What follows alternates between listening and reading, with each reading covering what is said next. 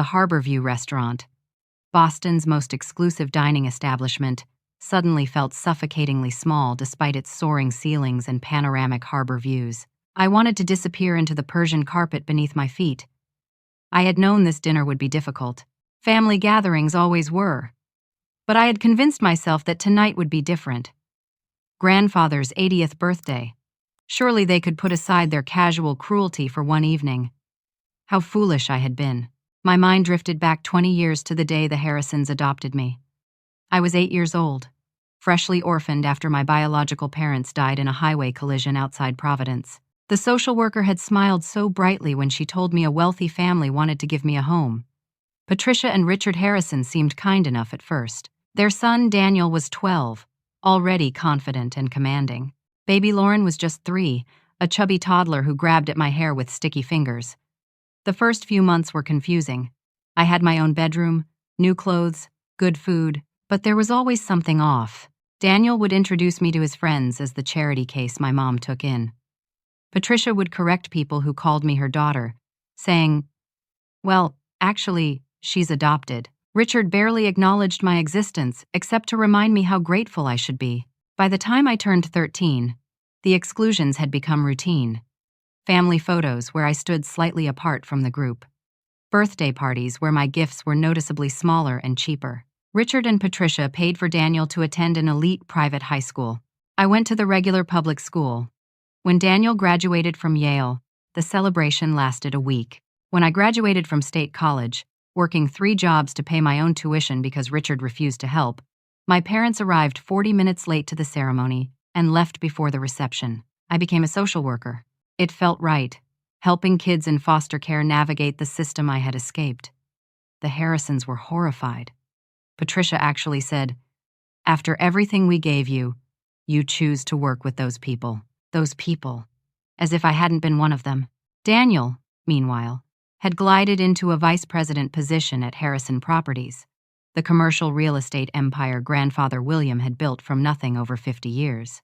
Daniel acted like he had earned it, but everyone knew Richard had simply created the position for him. Lauren had dropped out of 3 different colleges and now lived off a trust fund, spending her days at yoga studios and boutique shopping.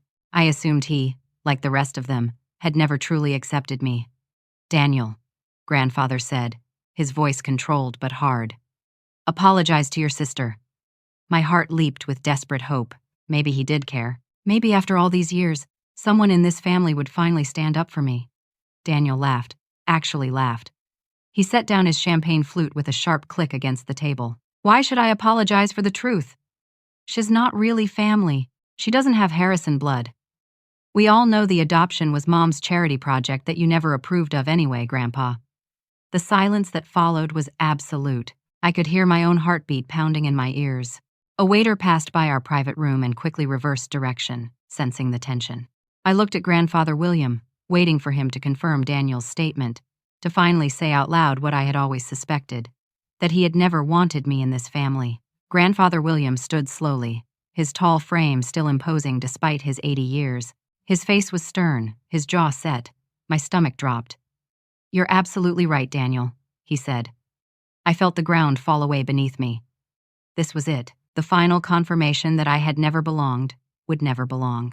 "Clara doesn't have Harrison blood," Grandfather continued. I gripped the edge of the table, preparing to stand, to leave, to finally walk away from these people forever. "She has something far more valuable." Grandfather's voice grew stronger. "She has character, integrity, and compassion. Things you've clearly never developed." The room seemed to tilt. Had I heard him correctly? Grandfather turned to address the entire table, his gaze moving from face to face, lingering on each person. "I have been watching all of you for years, watching how you treat Clara. I've been testing you, seeing who in this family truly understands what it means to be a Harrison, what it means to have values beyond a bank account balance."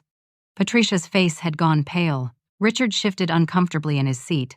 Lauren's eyes were wide with shock. "Clara," Grandfather said, turning to me, "you worked 3 jobs to put yourself through college because Richard refused to pay, claiming adoption didn't include educational expenses. You graduated with honors while working 40 hours a week. You became a social worker, one of the most underpaid and undervalued professions, Because you wanted to help children who had experienced what you experienced. How did he know all this? I had never told him about the jobs, about struggling to pay rent and tuition simultaneously, about the nights I studied in my car between shifts because I was too exhausted to drive home. You volunteer at shelters every weekend, he continued.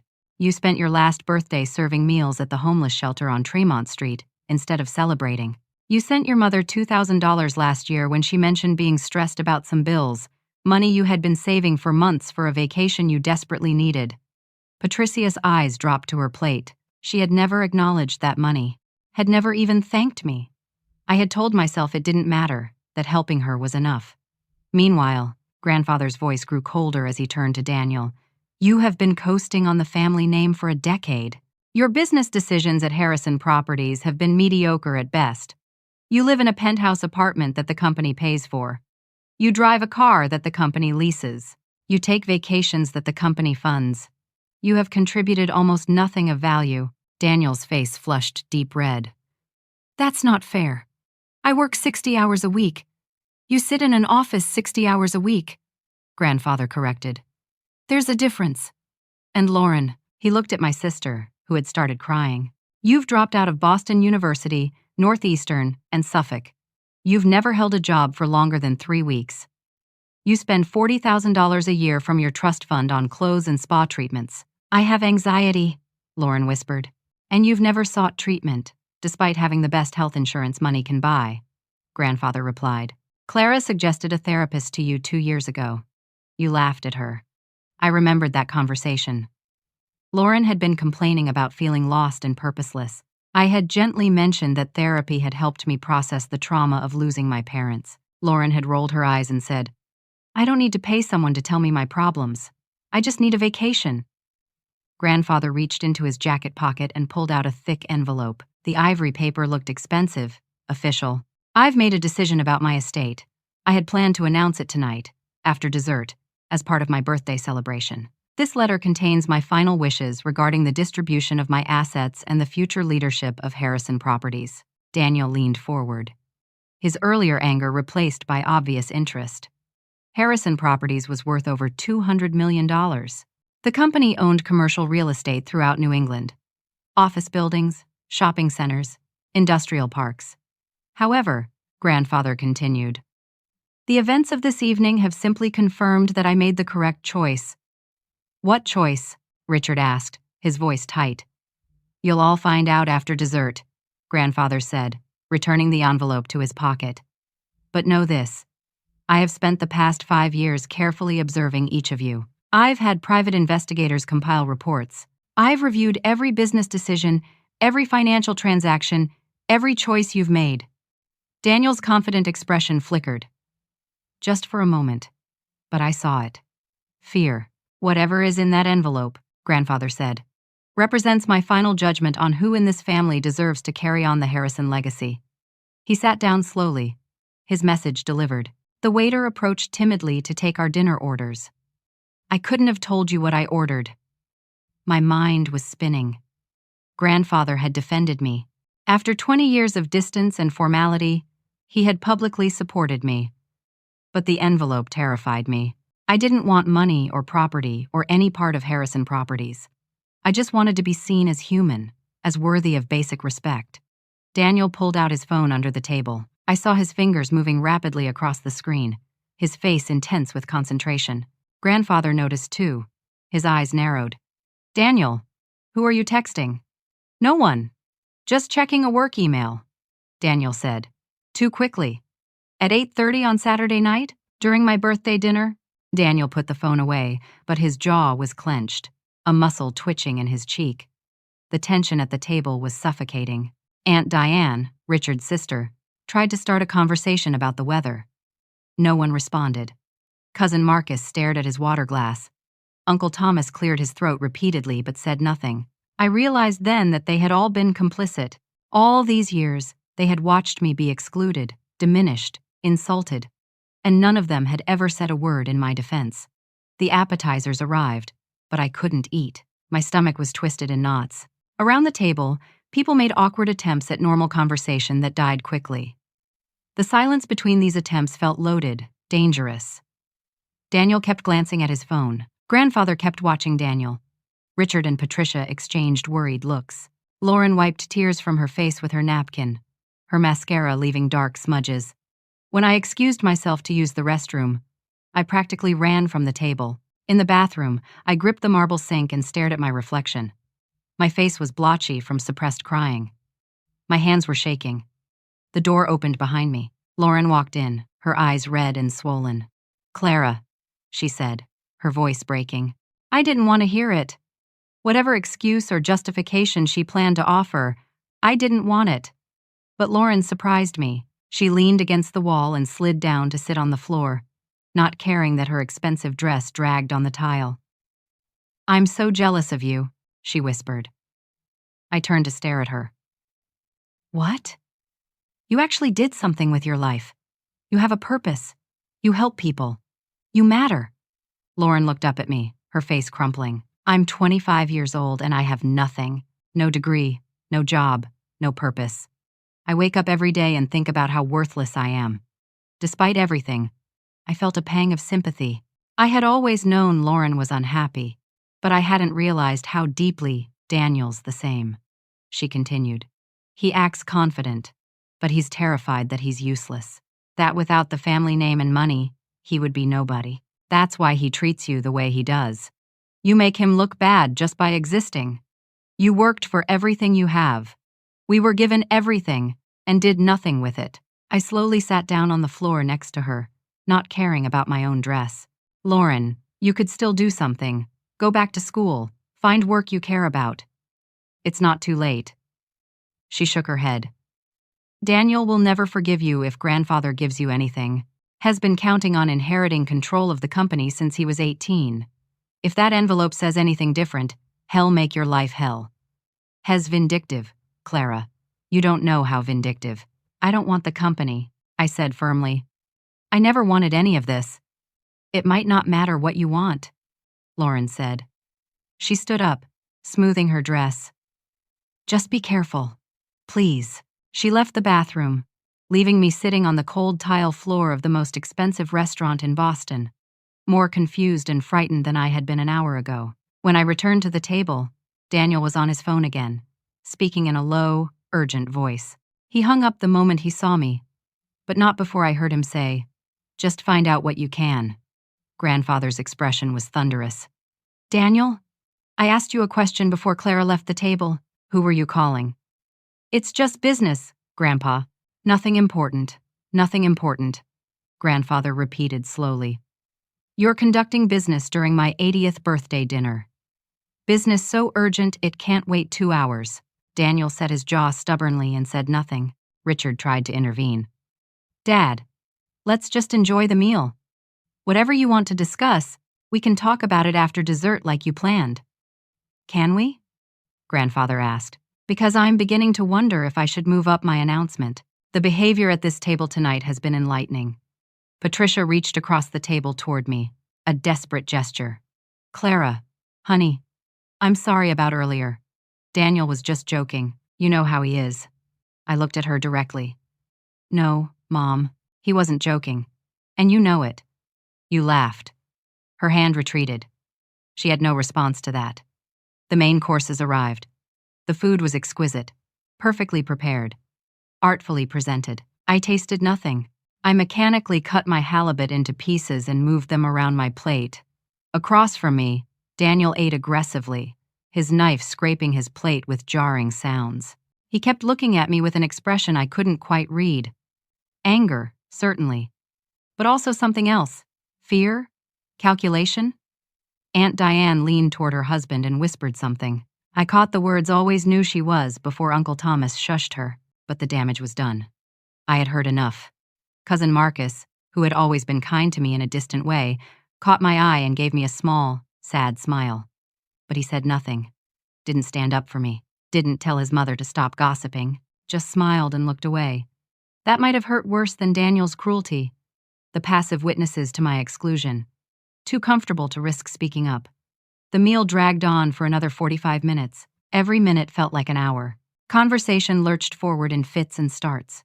Richard told a long story about a golf game. No one was really listening. Patricia kept trying to ask me questions about my work, clearly attempting to smooth things over, but her questions were superficial and disinterested. Finally, mercifully, the waiter cleared our dinner plates and brought the dessert menu. Grandfather waved it away. "Just bring coffee for everyone," he said, "and clear the room.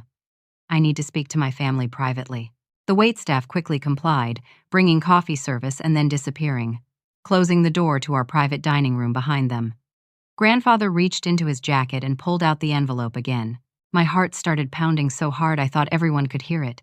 Grandfather William set the envelope on the table in front of him, his weathered hands resting on top of it. The room was so quiet I could hear the antique clock on the wall ticking. "I'm 80 years old today," he began, his voice steady and strong. 50 years ago, I bought my first property, a rundown office building in Roxbury that everyone said was a terrible investment. I fixed it up, rented it out, and used the profit to buy another building. Then another. Harrison Properties now owns 68 commercial properties across New England, valued at over $200 million. Everyone knew this story, but no one interrupted. We all sensed that this telling was different, leading somewhere none of us could predict. "For the past 5 years, I've been deciding how to handle succession and inheritance," Grandfather continued. "Who should control the company after I'm gone? How should the assets be distributed? These are not easy questions." Daniel's hands were clenched into fists on the table. Richard leaned forward, his face tense with anticipation.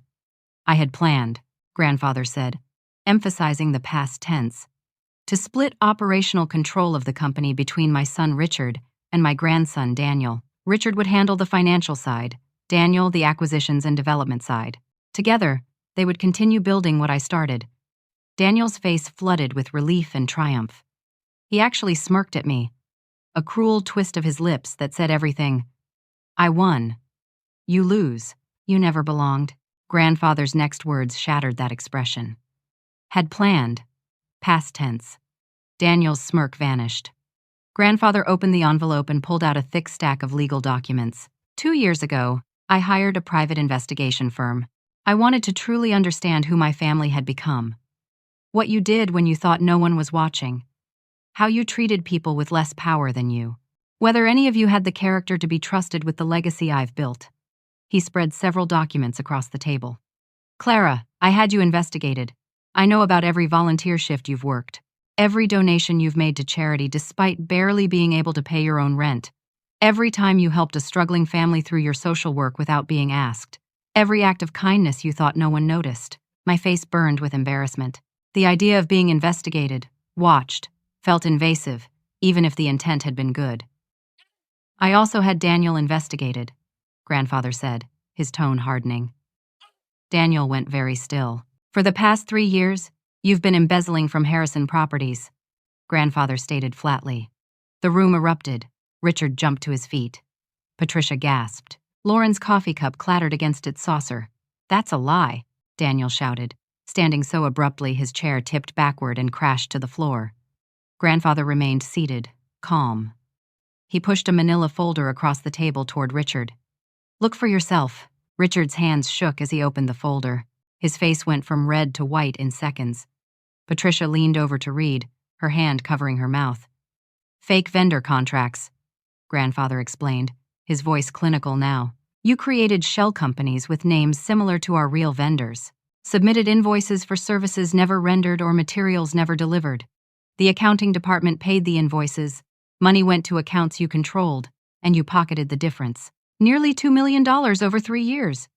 You can't prove that," Daniel said, but his voice lacked conviction. "I can. I have. The documentation is all there. Bank records, contract signatures, email chains. I've had forensic accountants review everything. You've been stealing from your own family's company." I felt dizzy. I had known Daniel was cruel. But a thief? A criminal?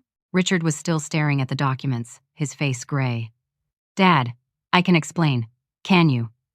Grandfather's eyes fixed on his son. "Because I also discovered that you've known about Daniel's embezzlement for 8 months. You found irregularities in the books last March. Instead of coming to me, instead of protecting the company, you decided to quietly pay back the missing money using company funds and hide it from me." Patricia started crying, silent tears streaming down her face. I have the emails, Richard. You discussed it with Patricia. You decided that protecting Daniel's reputation was more important than honesty or integrity. You were willing to commit fraud to cover up his fraud. Richard sank back into his chair, saying nothing. His silence was confirmation enough. Lauren was staring at her brother with horror. Daniel, how could you? Daniel ignored her, pointing a finger at grandfather. You set us up. You wanted to catch me. I wanted to trust you. Grandfather corrected coldly. I wanted to believe that despite your arrogance and entitlement, you had some core of integrity. I was wrong. He pulled out another document, this one with a blue backing that marked it as a legal filing. This is my revised will and succession plan, notarized yesterday. Richard, you will receive 30% of company shares, but no operational control and no position in company management. Daniel, you receive nothing from the business. Lauren, you will receive a trust fund, but it will be controlled by an independent trustee and dispersed in small amounts contingent on you pursuing education or meaningful employment. Patricia's crying grew louder. Richard looked like he might be sick. As for operational control of Harrison Properties, grandfather said, and every eye in the room turned to him. I'm leaving it to Clara. The silence that followed was absolute, broken only by Patricia's sobs. I couldn't breathe. Couldn't think. This couldn't be real. Clara will become Chief Executive Officer of Harrison Properties, effective immediately upon my death or incapacitation. She will receive 40% of company shares outright. She will have full authority over all business decisions. No, Daniel's roar was animalistic. You can't do this! She knows nothing about real estate. She's a social worker. She has no experience, no business training, no right. She has integrity, grandfather said simply. She has work ethic. She has compassion. Those are the qualities that matter. She'll learn the business. I've arranged for James Montgomery, my partner of 30 years, to mentor her for 5 years. But make no mistake, Clara will be in charge. I found my voice, though it came out as barely a whisper. Grandfather, I can't. I don't want this. He turned to me, and for the first time in 20 years, his expression was warm, almost tender. Clara, in 20 years, you never asked me for a single thing. Not money, not favors, not special treatment. You're the only person in this family who understands that worth isn't measured by a bank account. You remind me of my wife. I had never met his wife, my adoptive grandmother, Martha. She had died 2 years before my adoption. Martha came from nothing, grandfather continued. She grew up in a 3-room apartment in South Boston with 6 siblings. She worked as a secretary when I met her. She had your same spirit. Humble, hardworking, focused on what matters. This family has forgotten where we came from. You'll help them remember. Daniel lunged across the table toward me. Richard grabbed him. But Daniel was strong with rage. You scheming witch! You played the victim for years just for this, just to steal what's mine. Restaurant security burst through the door, summoned by the noise. They pulled Daniel back, restraining him. Grandfather stood, his voice cutting through the chaos. Daniel, you have 2 choices. Accept this will and I won't press charges for the embezzlement. Fight this, and I'll have you prosecuted. You'll go to prison. The Harrison name will be destroyed. Daniel was breathing hard, held by 2 security guards. You'll regret this, he said to me, his eyes burning with hatred. Grandfather turned to Richard. As for you, you have one choice. Accept this arrangement or I'll make sure every business associate in New England knows you covered up embezzlement. Your reputation will be finished. Richard said nothing, just sat there, broken.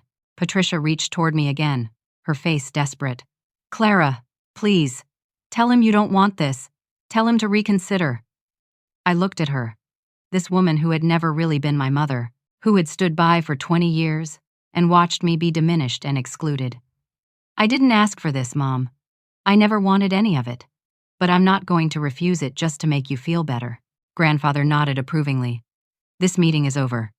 Daniel, you're banned from all Harrison Properties as of now. Your company credit cards are canceled. Your access to company accounts is terminated. You have until Monday to clear your personal items from your office. Security will escort you.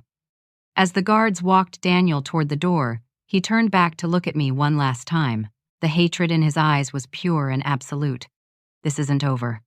Then he was gone. The rest of the family sat in stunned silence. Grandfather gathered his documents, returned them to the envelope, and stood. "Happy birthday to me," he said dryly. "Clara, please come to my office Monday morning at 9. We have much to discuss." He walked out, leaving me sitting at a table with people who had never truly been my family, holding power I had never wanted, wondering how my entire life had just changed in the space of one horrible dinner. 2 weeks later, I sat in Grandfather William's study in his Beacon Hill townhouse, surrounded by mahogany bookshelves and the smell of old leather. Late afternoon sun streamed through tall windows, casting long shadows across the Persian rugs. The past 14 days had been surreal. The morning after the disastrous birthday dinner, I had woken up convinced it had all been a nightmare. Then I saw the missed calls on my phone. 12 from Patricia, 7 from Richard, 15 from a number I didn't recognize, that I later learned was Daniel calling from different phones. I hadn't answered any of them. Grandfather's lawyer had called Monday morning, confirming everything. The will was legal, binding, and would take effect immediately upon Grandfather's death or medical incapacitation. In the meantime, Grandfather wanted me to begin learning the business. I had taken a leave of absence from my social work position. My supervisor, a kind woman named Brenda who had mentored me for 5 years, hugged me and said, "Go. Figure out what you need to do. Your job will be here if you want to come back." I wasn't sure I would want to come back. That uncertainty terrified me. I had spent the past 2 weeks in a whirlwind of meetings. James Montgomery, Grandfather's business partner, had been patient and thorough, walking me through financial statements, property portfolios, development projects, tenant relationships. My head spun with new vocabulary: cap rates, lease agreements, zoning variances, capital improvements. James was in his late 60s, with silver hair and warm brown eyes. On my 3rd day, after I apologized for asking what felt like my 100th stupid question, he smiled and said, "Clara, I started as a maintenance worker. I unclogged toilets and fixed broken air conditioners. William taught me this business over 20 years. You're already ahead of where I was." I had also toured Harrison Properties' main offices, a sleek building in the financial district. Employees stared at me with open curiosity. Everyone knew what had happened at the birthday dinner. Office gossip traveled fast. Daniel's former secretary, a woman named Angela, who had worked for the company for 15 years, pulled me aside on my 2nd day there. "We're glad you're here," she whispered. Mr. Daniel was not a kind boss. He yelled. He blamed others for his mistakes. People were afraid of him. I hadn't known that. Another piece of Daniel's character I had missed. Lauren had reached out 5 days after the dinner, asking to meet for coffee. I had almost said no, but something in her text, "Please, Clara, I need to talk to you. Not about the money, about me," made me agree. We met at a small cafe in Cambridge, far from the family's usual haunts. Lauren looked terrible. No makeup, hair pulled back in a messy ponytail, wearing jeans and a plain sweatshirt instead of her usual designer clothes. "I want to go back to school," she said without preamble. "I want to study psychology, maybe become a therapist, but I don't know how to start. I've failed so many times." We talked for 2 hours. I helped her research programs, discussed her options, reminded her that failure wasn't permanent unless you stopped trying. When we parted, she hugged me tightly. "Thank you for not hating me," she whispered. "I don't hate you," I said honestly. I never did. Patricia had sent flowers to my apartment, an enormous arrangement that barely fit through my door. The card said, "Please forgive me. I was a terrible mother. I have no excuses. I love you." The words felt hollow, but I kept the flowers. Richard hadn't contacted me at all. His silence spoke volumes. Daniel had fled to London. According to Grandfather's lawyer, he had accepted the terms. No prosecution in exchange for his cooperation with the will, but everyone knew it was only a matter of time before he came back, before he tried something. Now, sitting in Grandfather's study, watching him pour tea from a delicate china pot, I felt the weight of everything pressing down on me. "You look troubled," Grandfather observed, handing me a cup. "I've spent 2 weeks learning about cap rates and tenant retention," I said, but I still don't understand why you chose me. Really chose me. Grandfather settled into his chair, the leather creaking softly. For a long moment, he simply looked at me, his expression thoughtful. I opposed your adoption, he said finally. The words hit me like a physical blow, even though I had always suspected it. When Richard and Patricia told me they wanted to adopt a child, I thought they were being impulsive. I thought they were trying to look charitable to their social circle. I told them not to do it. He paused, pain crossing his weathered face. I was wrong. You never warmed to me, I said quietly. All these years, you kept me at a distance. Yes, he agreed. And the simple honesty was somehow more painful than any excuse would have been. When my wife Martha died, 15 years before you came into this family, something in me closed off. She was my best friend, my partner in everything. Losing her nearly destroyed me. I poured everything into the business because I couldn't bear to feel anything else. He set down his teacup, his hands trembling slightly. By the time you arrived, I had gotten good at not feeling. Richard was already an adult, raised more by nannies and boarding schools than by me. I had failed him as a father, given him money instead of guidance. I created Daniel's sense of entitlement by spoiling him as a baby, trying to buy his affection since I couldn't give him emotional connection. So you avoided me, I said. I was afraid, he admitted, afraid to love another grandchild, another person I could lose. I thought distance would protect me. Instead, it made me complicit in how they treated you. I watched you be excluded, diminished, hurt, and I said nothing. Tears welled in my eyes. This honesty was what I had needed for 20 years. Then, 5 years ago, I had a heart attack, nearly died, spent 3 days in intensive care thinking about my life, my legacy. I realized I had built an empire but destroyed my family, so I started watching. Really watching. He pulled out a folder from his desk drawer, thick with papers. This is what the investigators found about you, Clara. Every Tuesday evening, you volunteer at the South End Community Center, reading to children. Every Thanksgiving, you work at the Pine Street Inn serving meals. Last Christmas, you spent your entire holiday bonus buying presents for kids in foster care. I hadn't known anyone was watching those moments. They were just things I did because they mattered. You sent Patricia money you couldn't afford to give. You offered to help pay for Lauren's therapy. You worked 12-hour shifts at the hospital during the pandemic, comforting dying patients whose families couldn't visit them. You did all of this while being treated as less than, as not quite family, as someone who should be grateful for scraps of affection. I just wanted to belong, I whispered. I know, he said gently. And I'm so sorry that I made you feel like you didn't. You belonged the moment you arrived. We were the ones who failed to see it. He opened the folder fully, showing me reports on Daniel and Richard, too. Daniel's embezzlement started small. 5,000 here, 10,000 there. It grew because no one was watching, because Richard gave him unchecked authority. When Richard discovered it, instead of coming to me, instead of protecting the company and our employees, he chose to protect Daniel's image. Both of them proved they care more about appearance than substance. And you chose me to punish them, I said. No. His response was immediate and firm. I chose you because you're the only person in this family with the moral compass to lead it. Harrison Properties employs 300 people, Clara. 300 families depend on the decisions we make. I can't trust Daniel or Richard with their livelihoods, but I can trust you. I thought about those 300 families, real people with mortgages and children and dreams. The weight of responsibility felt crushing. I don't know if I can do this, I admitted.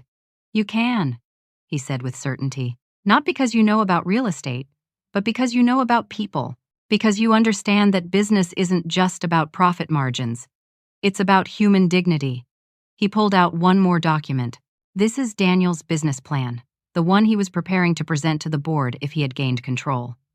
Massive layoffs to reduce overhead. Selling our most stable properties for quick profit. Raising rents on all residential tenants by 30%, which would have forced working families out of their homes. I stared at the numbers, horrified. He would have destroyed people's lives. Yes, grandfather said, for money he didn't need, to fund a lifestyle he hadn't earned. That's why you're the right choice, Clara. Because reading this makes you angry on behalf of people you've never met. That's leadership. I looked up at him, this man who had been a stranger for 20 years and was now offering me everything. What if I fail? You won't, he said. And if you make mistakes, which you will because everyone does, you'll fix them. You'll learn. You'll grow. That's all I ask. A soft knock on the door interrupted us. Grandfather's housekeeper poked her head in. Mr. Harrison, your doctor is on the phone. She says it's important. Grandfather's face tightened almost imperceptibly, but I saw it. Excuse me, Clara. He left the room. I stood and walked to the windows, looking out at the historic street below. The brownstones of Beacon Hill glowed in the late afternoon light, their brass door knockers gleaming. This neighborhood represented old money, old families, old traditions. I had never belonged to any of that. I was the daughter of a high school teacher and a nurse from Providence. My parents had been good people who worked hard and loved me. They had died too young, too suddenly, leaving me orphaned and lost. The Harrisons were supposed to be my salvation. Instead, they had been another kind of loss.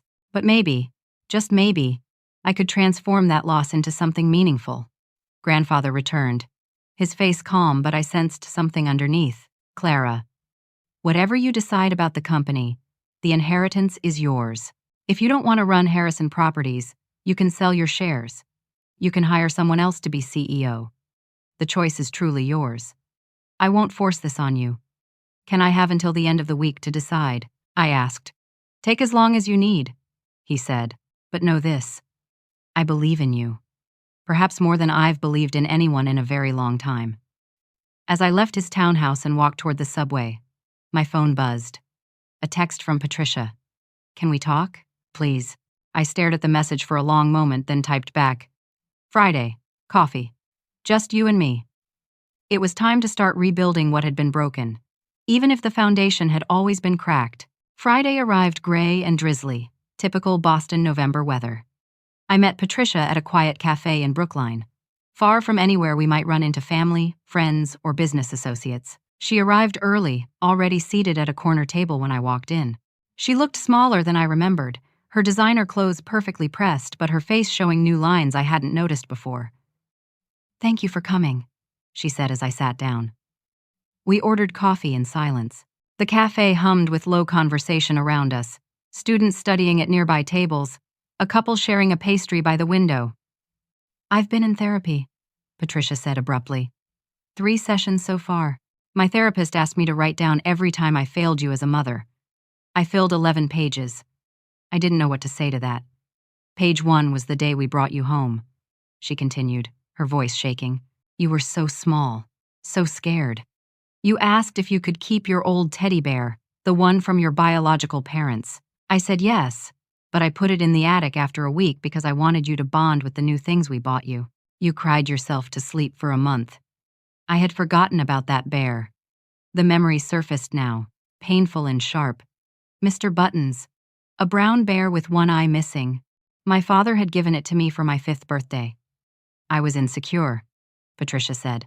I thought if I loved you too much, it would mean something was wrong with Daniel and Lauren, my biological children. So I held back. I watched Richard exclude you and said nothing because I was afraid of conflict. I let Daniel bully you because I told myself siblings fight. I made excuses for everything instead of protecting you. Tears streamed down her face, but she didn't wipe them away. The worst part is that I knew. Every single time. I knew it was wrong. And I did nothing. I chose comfort over courage. I chose easy over right. Why are you telling me this now? I asked. Because you deserve to hear it. Because I'm so sorry. Because I can't change the past, but I'm trying to change the future. She finally wiped her eyes. I don't expect you to forgive me. I don't deserve forgiveness. But I needed you to know that I see what I did. I see who I was. And am ashamed. Do you want me to refuse the inheritance? I asked directly. No, she said, surprising me. I want you to take it. Use it. Do something good with it. William is right about you. You're better than all of us. We sat in silence for a while, sipping coffee that had gone lukewarm. I'm going to take it, I said finally. Not to punish anyone. Not for revenge. But because I've spent 3 weeks learning about the company, and I've seen how many people depend on it, I can help them. Patricia nodded. Daniel is coming back from London next week. Hez hired lawyers. Hez going to fight the will. Grandfather said he'd prosecute if Daniel fights. Daniel doesn't believe him. He thinks William is bluffing. That family means he won't follow through. Patricia leaned forward. Be careful, Clara. Daniel is desperate and angry. People do terrible things when they feel cornered. After Patricia left, I sat alone for another hour, thinking. My phone buzzed with a message from James Montgomery. Board meeting Monday. Time to meet your team. Monday. 3 days away. 3 days to decide if I was really going to do this, to walk away from social work and into a world I barely understood. I thought about the 300 employees Grandfather had mentioned. I thought about the families living in Harrison Properties buildings. I thought about Daniel's plan to slash jobs and raise rents. I pulled out my laptop and started researching. Harrison Properties owned a building on Tremont Street. That address was familiar. I dug deeper, and my heart stopped. It was the building where my social work agency had its offices. I called James immediately. The building on Tremont Street, 623. Does the company own that? Yes, James confirmed. Why? That's where I work, where my entire agency operates. Interesting, James said slowly. I was reviewing old files yesterday. Daniel submitted a proposal 3 months ago to sell that building to a developer. They wanted to tear it down and build luxury condos. My hands went cold. What happened to the proposal? William rejected it, told Daniel the tenants had a lease and we honor our commitments. James paused. If Daniel had taken over as planned, he would have pushed that sale through. Your agency would have had 90 days to find new space. I closed my eyes. The South End Community Services Agency helped 800 families a year. Housing assistance, food programs, job training, mental health services. Finding affordable office space in Boston was nearly impossible. If we lost that building, the agency might have to close. All those families, all those vulnerable people who depended on services we provided, gone, because Daniel wanted to make a quick profit on a real estate deal. James, I said, I'm in. I'll be there Monday. Saturday, I spent the day at the agency, saying goodbye to colleagues, cleaning out my desk. Brenda hugged me hard. You're doing the right thing, she said. You can help more people this way. I hope so, I whispered. Sunday, Lauren called.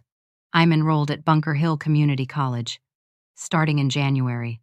Psychology program. She sounded scared but excited. I'm proud of you, I told her. Clara, her voice was small. Can I call you sometimes? For advice. Anytime, I said. Sunday evening. Grandfather called me to his study again. He looked tired, older than he had the week before. My doctor says my heart is failing, he said without preamble. I have maybe 2 years, maybe less. The room spun. Grandfather, don't, he said gently. I've had 80 good years. I made mistakes, but I also built something that matters. Now I need to make sure it continues in the right hands. He handed me a key. This is to my office at Harrison Properties. It's yours now. I'm stepping down tomorrow. You're officially taking over as CEO. Tomorrow? But I'm not ready. You'll never feel ready, he said. That's how you know you're the right person. The ones who think they're ready are usually the dangerous ones. He pulled out one more document. This is my final gift to you. A personal letter explaining everything. Why I chose you. What I hope you'll do with the company. What I've learned about leadership and life. Read it when you need guidance. When you feel lost. I took the letter with shaking hands. One more thing, Grandfather said. Tomorrow at the board meeting, Daniel will be there. Richard too. They're going to challenge your appointment. Try to undermine your authority. Stand firm. Remember who you are and why you're there. What if I can't do it? I whispered. Then you'll fail, he said simply. And you'll learn from it. And you'll try again. That's what real leadership is, Clara. Not perfection. Persistence. 6 months later, I stood at the head of the Harrison Properties boardroom, 23 floors above Boston's financial district, preparing to deliver my first quarterly presentation to the full board of directors. The early morning sun streamed through floor-to-ceiling windows, casting long shadows across the mahogany conference table. 12 board members sat watching me. James Montgomery, 3 external business leaders, 5 senior executives from within the company, and 3 family members, including Richard. Daniel was not present. He had returned from London 2 weeks after grandfather stepped down, lawyers in tow, ready to fight. Grandfather had shown him the embezzlement evidence and given him 24 hours to decide, accept the will or face prosecution. Daniel chose self-preservation over pride. Today, I want to show you what happens when you combine both. I walked them through the Foundation's initiatives, an employment pipeline that recruited young people aging out of foster care, trained them in property management and skilled trades, and hired them into entry-level positions at Harrison Properties. We had hired 12 young people in 4 months. 3 were already being promoted. An affordable housing program that converted 2 of our older residential buildings into workforce housing, with rents capped at 30% of tenant income. The buildings were fully occupied with working families, teachers, nurses, firefighters, people who made Boston run but couldn't afford to live there. A scholarship fund for employees' children, funded by a small percentage of company profits. 18 kids were going to college this year who couldn't have afforded it otherwise. And mental health support for all employees. Free counseling, wellness programs, flexible scheduling for parents. These programs cost money, I acknowledged. But I want to show you something else. I clicked to the financial slide. Our profits are up 12% compared to this time last year. Employee retention is up 40%. Our properties have the highest occupancy rates in the company's history. We've received community leadership awards from 3 neighborhood associations and 2 industry organizations. Board member Susan Chen, a real estate developer, leaned forward. You're telling us that treating people well is also good business. I'm telling you that it's the only sustainable business, I said. We have 300 employees and 8,000 tenants across our properties. When we invest in them, they invest back in us. When we treat them with dignity, they take pride in being part of Harrison Properties. The presentation continued for another 40 minutes. I fielded questions, defended my decisions, acknowledged areas where I needed to improve. Richard sat silently through the entire presentation, his face unreadable. As the meeting ended and board members stood to leave, he approached me. That was good, he said quietly. Better than good. I didn't know how to respond to the closest thing to praise had ever given me. I was wrong about you, he continued. I was wrong about a lot of things. I don't expect forgiveness. But I wanted you to know. He turned and left before I could reply. James waited until the room cleared. You did well. I was terrified. Of course you were. But you didn't let it stop you. He handed me a folder. One more thing. The building on Tremont Street, where your old agency is located? The lease is up for renewal next month. I took the liberty of drafting a new lease at the same rate, guaranteed for 10 years with no rent increases. I looked at the document, tears pricking my eyes. Thank you. Thank William, not me. He specifically requested that property be protected in perpetuity. Grandfather's health had declined rapidly after stepping down. He spent most of his time at home now, too weak for the office. I visited him 3 times a week, sitting by his bedside, telling him about board meetings and tenant concerns and employee successes. 2 days after my board presentation, I arrived for my regular visit to find Patricia there. She was reading to grandfather from the newspaper, her voice soft. She looked up when I entered, smiled, and stood. I'll give you 2 sometime. Before leaving, she kissed my cheek. I'm proud of you, sweetheart. It was the first time she had ever said those words to me. They mattered more than I expected. Grandfather's eyes were closed, but he wasn't sleeping. How did the board meeting go? He asked. You knew about that. James keeps me updated. He opened his eyes and looked at me. Well, it went well. They approved all my programs. Even Richard said something almost complimentary. Grandfather smiled. Richard is learning, slowly, but learning. Losing everything has a way of teaching humility. Daniel sent me an email, I said. First contact in 6 months. He said he's working at a startup in San Francisco. Entry-level position, he said. Turns out I don't know as much as I thought I did. It's humbling. Did you respond? I told him I was proud of him for trying something new. That if he ever wanted to talk, I was here. That's more grace than he deserves. Maybe, I agreed. But isn't that the point? Grace isn't about what people deserve. Grandfather reached for my hand, his grip weak but warm. "You've become everything I hoped you would be. Everything Martha would have loved." Over the next 2 months, I continued learning, growing into the role. Lauren started her classes and called me twice a week, excited about psychology, about finally having purpose. Patricia continued therapy and began volunteering at the South End Community Services Agency, the same place I had worked. "I want to understand your world," she explained when I asked why. "I want to know the work that shaped you." The employees at Harrison Properties began to trust me. Angela, Daniel's former secretary, became my assistant. "You say please and thank you," she told me. "You listen. You remember people's names and ask about their families." Mr. Daniel never did any of that. I created an open-door policy. Any employee could schedule time to talk with me about concerns, ideas, or problems. People took me up on it. I heard about broken equipment that needed replacing, inefficient processes that could be streamlined, conflicts that needed mediating. I discovered that leadership wasn't about having all the answers. It was about listening, learning, and caring enough to find solutions. One evening in early spring, 6 months after taking over, I sat alone in my office as the sun set over Boston Harbor. The Martha Harrison Foundation had just been featured in the Boston Globe.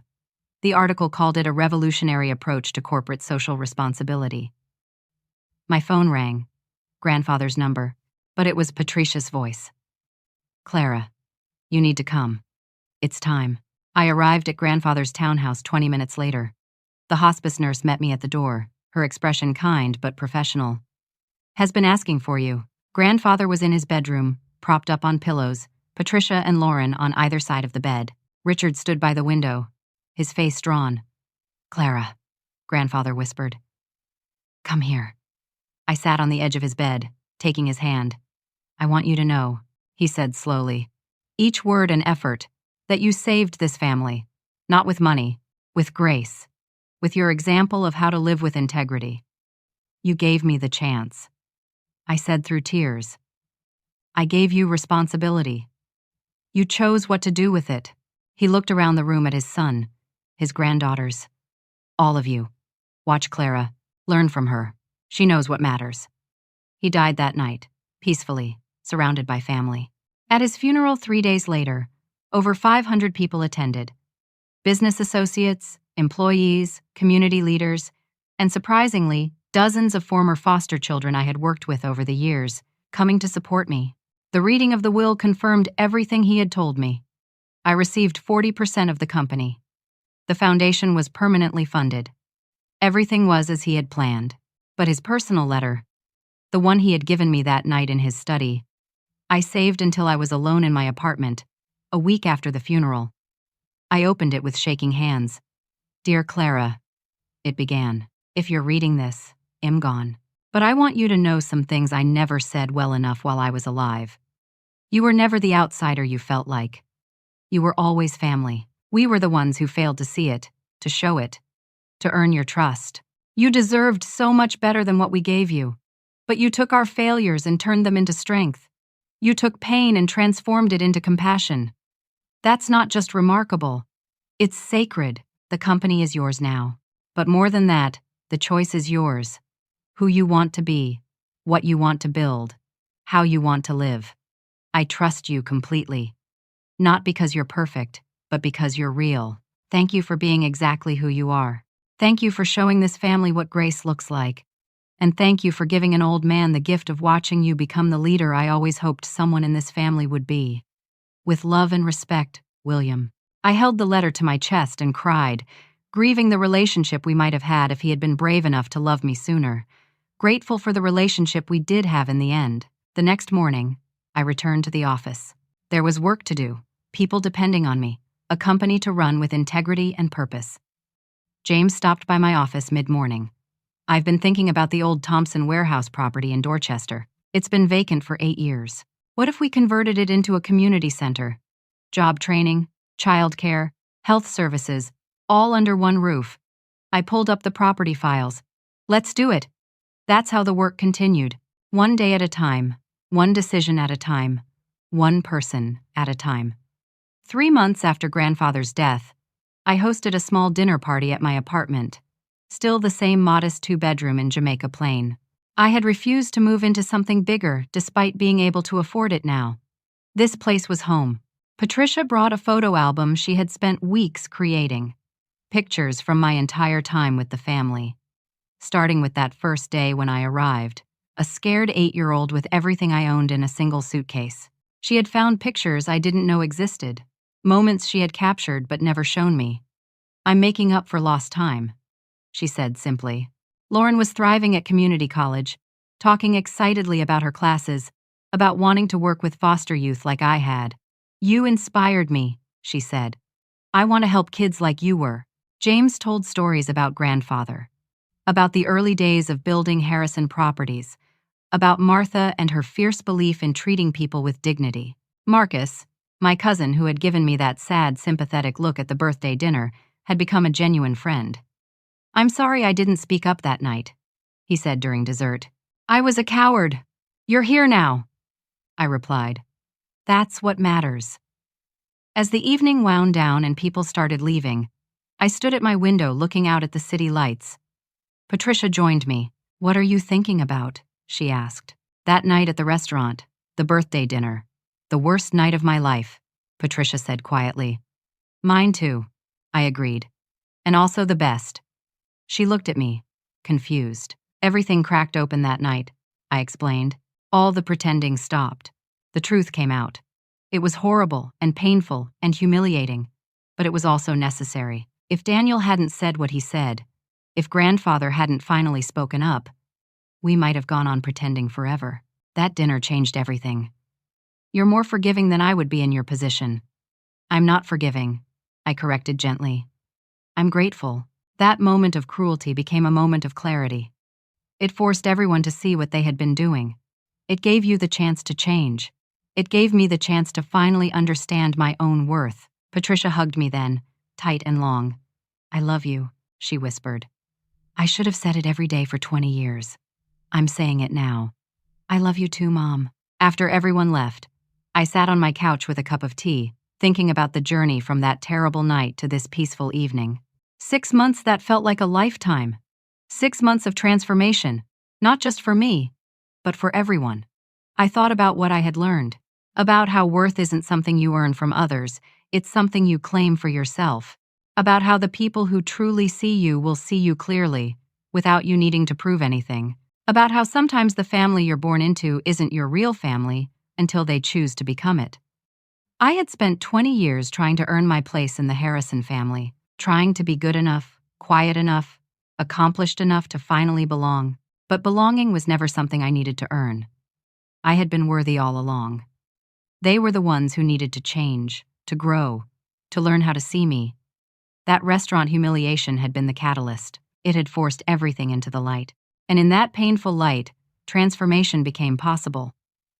I pulled out my laptop and opened a new document. I had been thinking about writing a guide for other adoptive families, a handbook about what not to do, what I wished the Harrisons had understood.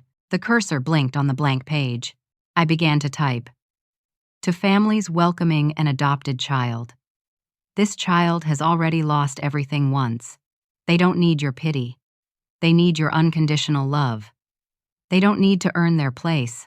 They need you to make space for them, fully and completely, in your heart and your life. Blood doesn't make family. Choice makes family. Choose them, every single day."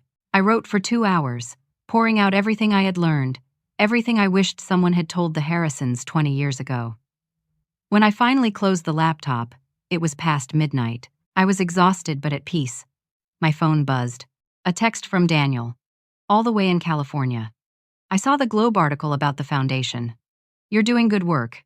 I'm trying to learn from your example.